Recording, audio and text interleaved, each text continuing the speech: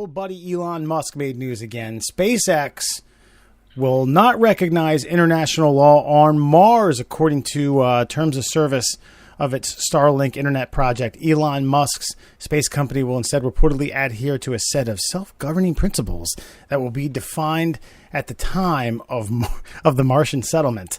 Musk reveals plans to create a self-sustaining city on Mars last week.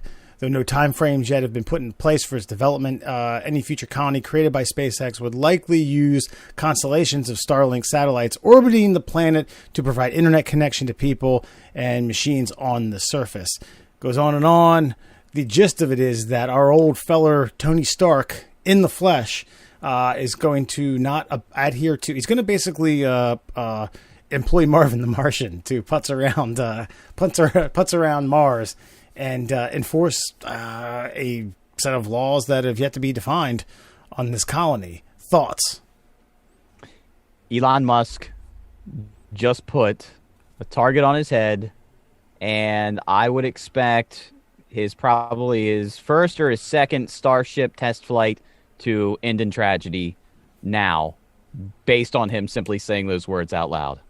Tell me I'm wrong. Wait. So this what we just he will read. establish his own rules and regulations and laws on Mars when he gets there. I think this just put a target on his head. A conspiracy. Okay. Yeah. I mean, I'm kind of with him. Like, that's how discovering shit works. Like, if I go up, if I'm me, non-government fucking sanctioned Elon Musk, funds, develops, and fucking takes a colony to Mars, I think he gets to make the rules. We don't get to make the rules. I agree with you, and I agree with Elon. But we know, okay, I know we all like to think of the old United States government, has its little secrets, and we like to think of it as like, that great shining city on the hill, and it's always out for doing good. We're the big Johnny Do-Gooder on the block. However, you've got a private citizen who just said, fuck your technology, I'll make my own. He's from South Africa. We allow him to, do all of his stuff within the borders of the United States. So I have a feeling that old Uncle Sam and, that mysterious backroom cabal has always thought like, well, Elon's playing for our team. So when we get to Mars, guess what? It's America Junior, baby. We got to plan it. And then Elon comes out and says, oh, no, we're going to roll that shit ourselves. Like, oh, hold on a second there, champ. We weren't really factoring that into the deck of cards here. So you're going to want to walk that back, right? And he's not going to because he's Elon fucking Musk. And I think that puts a target on his head. I mean, he could. But then I also think he's just like, oh, cool. Because now's as good a time as any to go fucking harvest the cadmium I need to take us to fucking Mars in Africa. So, peace out, United States. Fucking cradle of civilization. Like, I'm out, bitches. Yeah. Like, I mean, dude, yeah. Who loses more here? Like, does Musk lose more if he leaves with the fucking know-how and technology? Or you know what I'm saying? Like who's fucking really strong-arming who at this point? I just think America as an entity is rather short-sighted when it comes to these kinds of things, and we make dumb.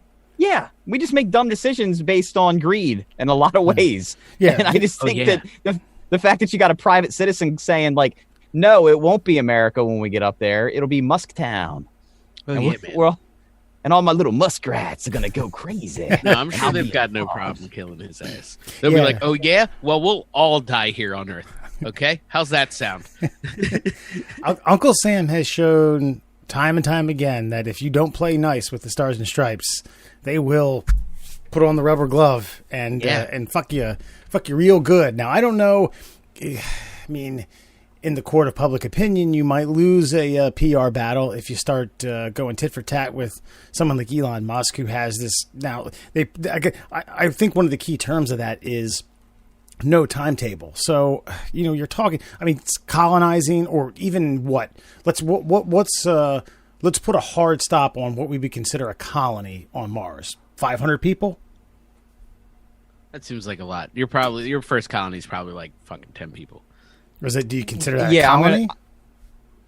Well, I think Alan's right. I think the first set of people to go up there is like 10. Right. And then you probably send another 15, 20. So you probably send 10 with like all the shit to set up, Okay. like the bare bones basics. And then you send up like 20 with a little more equipment. And then I think you max out at about 50. And then you really start to set up shop with a bunch of engineers and stuff. I guess to keep building. My point is, like, okay, so at what point do you need to start policing? Because with 10 people, and assuming that all the first 10 people that go up are likely well-rounded, smart, scientific, astronautical individuals, whatever the fuck that is, who aren't trying to break the law. I mean, at what point do you need to start really applying laws to citizens? Well, I mean, I think you initially have to set up some rules, right? Like What? hard, fast rules. Yeah. Such Like, as I think what? the same kind of rules apply. Like, don't come up, don't kill anybody, don't fucking, like, we're on Mars. Let's keep it together. Mm-hmm. I think you really just start to see problems when whichever military-minded person they send to defend the Mars colony from aliens, of course, that when that guy gets a little power hungry and like blows someone's brains out in the fucking coffee, like the break room, Yeah. then someone at Tesla or Elon or whatever SpaceX is like, all right, guys, we might need to get a handle on some fucking law enforcement. We need some serious regulations, maybe a backup guy with a gun to kill the guy with the gun there to protect people, because that's usually how it happens in movies, right? Like, the guy there to protect everybody, security detail, fucking loses his mind, strong arms everyone, and then all hell breaks loose. Colony dies. So I think that's really, you got to be mindful. Use movies is really what I'm saying. Right. Yeah. Hollywood is a good litmus test for what this colony may or may not look like. If you send up a Timothy Oliphant character, like, he's gonna turn on you guys, you should probably fucking just keep that on the back of your mind. Like, that's all I'm saying. Mm-hmm. Tim Oliphant is the perfect. That is you casted that role perfectly. I mean, well who done, else Alan. would it be? It wouldn't be anyone else. There is no choice. It's only him. Yep. Now, and I agree. I 100% agree with Musk, because, okay, if you're not going to send anybody back for trial. Corporal Oliphant. Well, he took somebody's fingers off because they took the last potato yesterday. So you have to make up your own rules and say, well, okay, what's retribution here? Do you lock him out for like a couple of souls and let him like burn in the Martian sun for a couple of days? Is that his penance? Like, you've got to come up with your creative rules to keep everybody in check, because you're not going to be able to be regulated by anything that's down here on Earth. So I do agree with him, but I do think that government officials and people who wear lots of ribbons on their chest get really scared when private citizens say they're going to go to an interstellar planet and colonize it and make it their own and say, fuck your rules. I just think they get a little squirmy. Sure. Yeah. I mean, the theory of that probably scares the poopy out of old Uncle Sam in Capitol Hill's rear end. Yeah, I agree. Yeah. There's a fantastic documentary series about something like this. I believe it's called Iron Man, where the government tries to steal a very advanced piece of technology from a private citizen. So yeah, government has a track record of things like this. This is referring to movies are real, right? Yes. Yeah. Gotcha. Okay. Everything in this scenario is just based off movies. Gotcha. Because he's Iron Man, right? He's like our Iron Man. I mean, do we have another one? Stephen Hawking's He's gone. not nearly as charming Physically or able. Not nearly as charming or as quick-witted, but we'll go ahead and give him that title based upon what he's done. Yeah, it's more of a dick. Yeah. More of like he's a less charismatic dick. So yeah, I mean that's our Tony Stark. So he's got Iron Man shit, which is Mars bitches. So yeah, what do you do? Like, you can't stop him.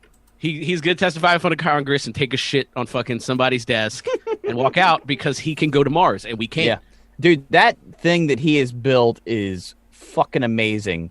It's basically, and he even mocks it, it's like a grain silo that he is able to launch off the ground and land with the same thrusters. And I just think of all the resources the United States and Russia and any other country on the planet's had for all this time, and it's just this one guy who has figured it all out. Yeah. It's phenomenal.